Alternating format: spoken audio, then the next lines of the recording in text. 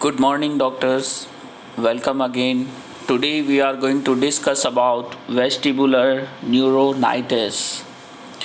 This is an acute peripheral vertigo. Vestibular neuronitis is acute peripheral vertigo commonly associated with respiratory tract infection.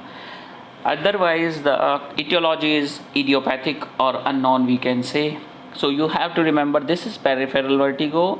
We seen after respiratory tract infection associated with upper respiratory tract infection, and history usually relatively healthy patient, young or old. Okay.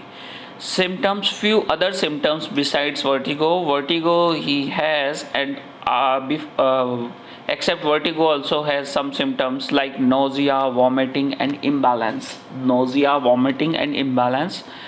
So vestibular neuronitis is a peripheral vertigo, upper respiratory tract infection and idiopathic, and except vertigo has some symptoms like nausea, vomiting, imbalance. And patient, how to diagnose by clinically or by Romberg test. We can perform abnormal caloric vestibular stimulation test. And treatment, if nausea, vomiting, loss of fluid, so we have to treat with rehydration, IV fluids and antiemetics because there is a vomiting also. So antihistamine like diphenhydramine, Phenergan and metoclopramide, anticholinergic vestibulosuppressants like scopolamine, meclizine. So these drugs we are going to use in vestibular neuronitis. So you have to remember very few points like acute peripheral vertigo, upper respiratory tract infection, idiopathic, except vertigo, some more symptoms, nausea, vomiting, imbalance, diagnosed by Romberg test or abnormal caloric vestibular stimulation test, treatment by rehydration, antiemetics and by anticholinergics.